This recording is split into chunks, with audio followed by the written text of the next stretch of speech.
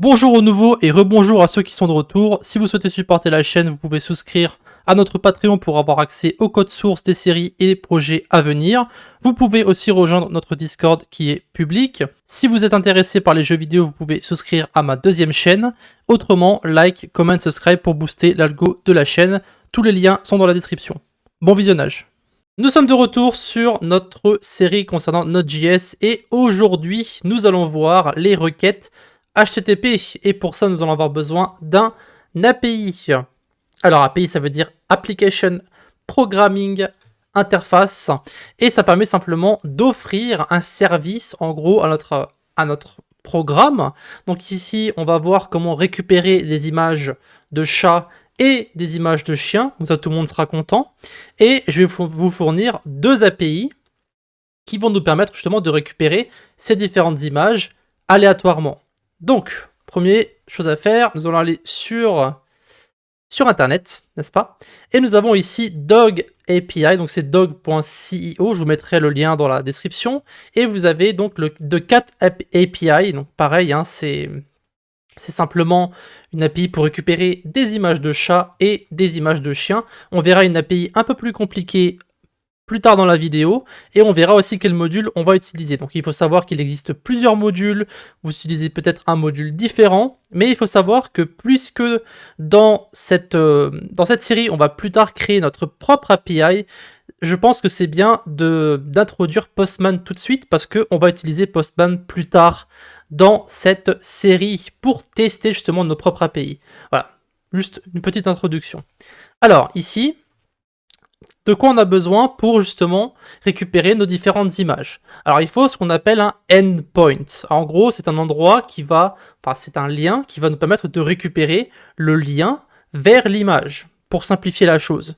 Ici par exemple, si vous récupérez une image de chien complètement aléatoire, vous prenez ce lien qui est ici, donc dog.cio/api/breeds/image/random, et bien ça va vous fournir une image de chien random. Donc si vous appuyez sur fetch ici, vous pouvez voir que ça va à chaque fois vous renvoyer une image de chien différente.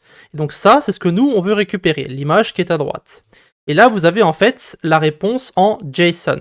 C'est pour ça que nous avons introduit le JSON plus tôt dans les vidéos, parce que on va utiliser justement tout ça maintenant.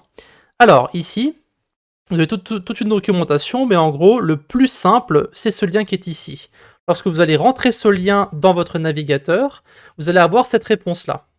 Donc ici, on reçoit une réponse JSON. Nous avons bien ici le format JSON comme il est normalement. Nous avons ici la clé, puis ensuite la valeur. Donc nous, ce que nous voulons, c'est ici cette valeur qui est là. Donc l'image de chien, hein, tout simplement. Si on copie ce lien ici et qu'on regarde, on peut voir que nous avons bien une image de chien.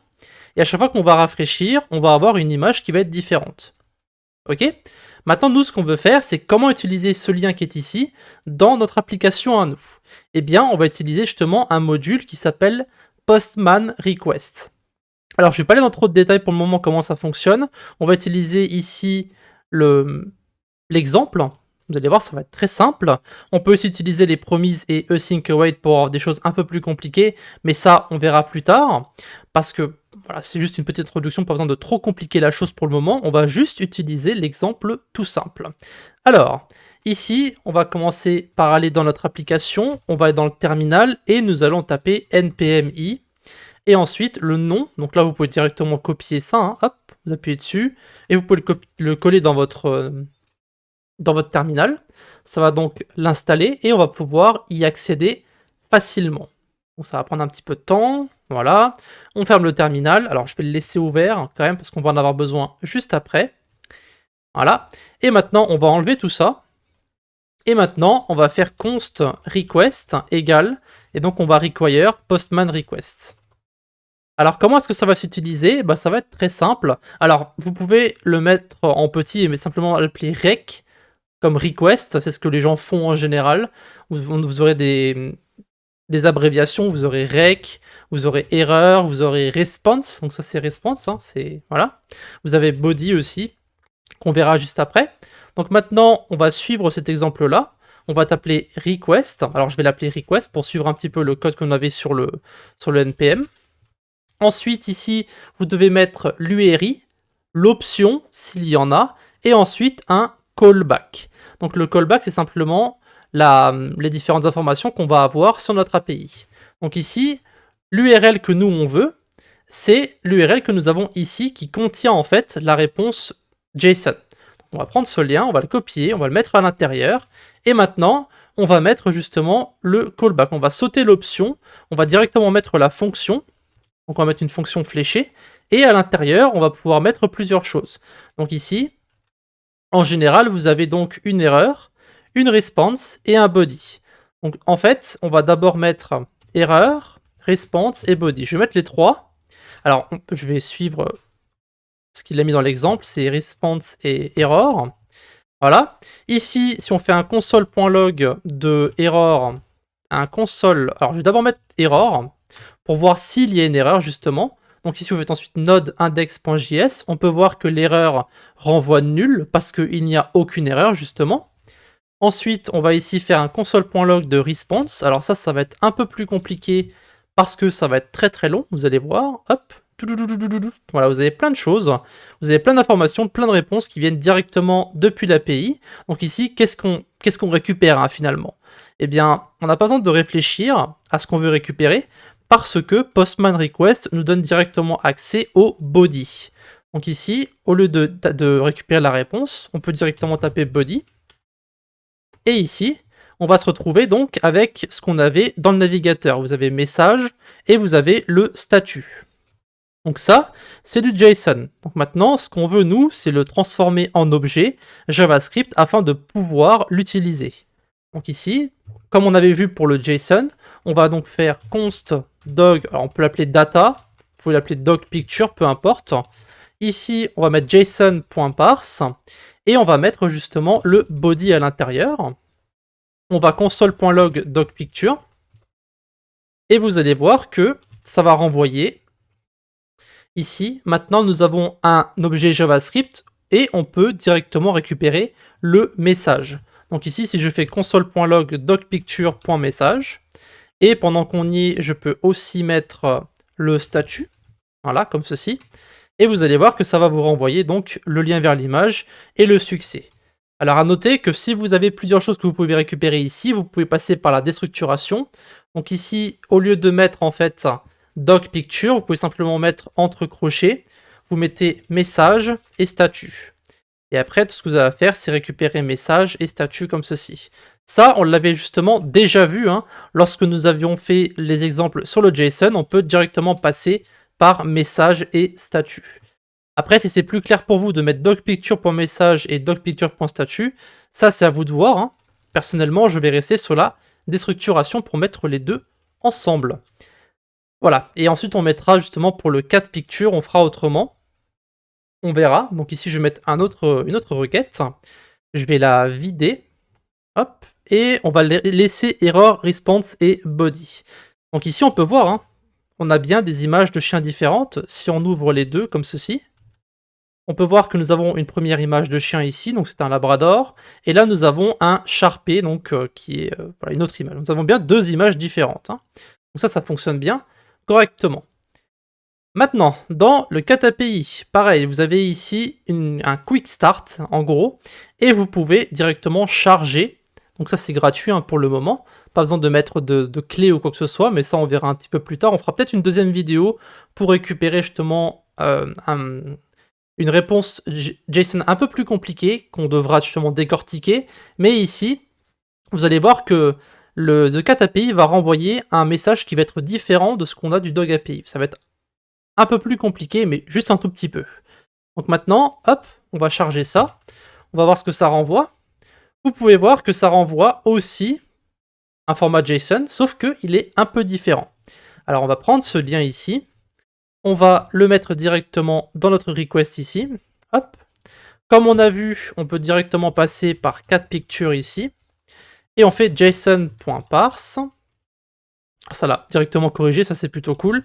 Et on met le body à l'intérieur, et ensuite on fait un console.log de cat picture. Alors, ici, vous allez voir que lorsque on va renvoyer notre index.js, on va l'utiliser, on peut voir que nous avons bien le format JavaScript. Sauf que ici, nous n'avons pas la même réponse que pour le Dog API. Nous avons ici un array et nous avons un objet à l'intérieur. Donc ici, nous, ce qu'on veut, c'est l'URL. Hein. Okay, donc si on fait par exemple catpicture.url, on va voir que ça va renvoyer undefined. Parce que, en fait, ça se trouve dans un array. Donc il faut d'abord récupérer l'élément dans l'array, et ensuite on pourra accéder à URL. Donc ici, si on fait catpicture 0, pour récupérer le premier élément de notre array, et ensuite le point URL, vous allez voir que ça va fonctionner. On a bien ici les différentes images de chat. Donc si je le fais 3 fois, vous pouvez voir que nous avons bien une image de chat qui va être différente à chaque fois. Celle-là, celle-là et celle-là. Voilà, vous pouvez voir ici, nous avons notre première image de chat. On a ensuite la deuxième, et enfin la troisième. Vous pouvez voir que ce sont bien 3 images qui sont différentes. Donc il faut savoir que lorsque vous allez récupérer les informations depuis un API, ça peut être un format qui va être différent pour vous. Donc si vous n'arrivez pas à le lire directement depuis le JSON comme c'est écrit ici, là on peut très bien voir que c'est dans un array puis dans un objet, ça on le voit directement, mais si vous ne le voyez pas directement, vous pouvez le console.log en faisant le parse ici, et vous aurez ensuite toutes les informations dont vous avez besoin. Voilà, donc ça c'est une réponse assez simple hein, pour le chien et pour le chat. On n'avait pas forcément beaucoup d'informations. Mais si vous allez sur, par exemple, WeatherStack, qui est en fait l'API pour récupérer le temps qu'il fait dehors, hein, la météo si vous voulez, à une localisation précise. Donc vous avez besoin de coordonnées en fait, latitude et longitude. Donc ça vous donnera l'heure, ça vous donnera le temps qu'il fait, l'humidité, etc., etc. Vous avez vraiment une réponse qui est très complète. Ici vous avez request, vous avez le type de si c'est une cité, si c'est un village, peu importe. Vous avez ensuite la query, donc ça c'est l'endroit. Donc si on cherche par exemple San Francisco, si on cherche une autre chose, ça vous montrera ensuite. Donc on peut faire à la fois une recherche avec la ville, mais on peut aussi faire une recherche avec la longitude et la latitude. Donc en fait, cette API-là est beaucoup plus complète. Vous avez ensuite le nom, le pays, la région, vous avez les coordonnées, et après vous avez donc les informations. Vous avez le temps, enfin l'heure, hein. Après vous avez la température, le code, vous avez une petite icône, et après vous avez donc la vitesse du vent, le degré, la direction, donc ça c'est vers l'ouest. Vous avez ensuite la pression, l'humidité, etc., etc. Vous avez vraiment plein d'informations. Donc, on verra plus tard lorsqu'on fera peut-être qu'on utilisera WeatherStack ou autre chose. Je sais que la plupart des gens, lorsqu'ils font des tutoriels sur des API, ils vont surtout utiliser le WeatherStack parce que vous avez plusieurs informations. Donc, on utilisera peut-être WeatherStack. Vous pouvez l'utiliser vous-même, sauf que WeatherStack, c'est pas une API comme les autres. Enfin, c'est quand même, il y a 2 types d'API. Vous avez une API qui est dite gratuite, où vous n'avez pas besoin d'avoir une clé pour pouvoir faire les différentes requêtes, comme par exemple sur Dog API. Sauf que pour WeatherStack, vous avez besoin de vous enregistrer et vous avez besoin d'une clé d'authentification pour récupérer les différentes informations. Alors vous avez plusieurs choses. On verra ça encore une fois un petit peu plus tard. Probablement dans la prochaine vidéo, hein, si je suis tout à fait honnête. Voilà. Donc ce sera tout pour l'introduction aux requêtes HTTP. Donc nous avons fait une requête pour dog.ceo et donc l'API de TheCatAPI. Je vous mettrai les 2 liens dans la description et vous serez libre de jouer avec si vous le désirez. Et donc on se verra dans la prochaine. Salut à tous!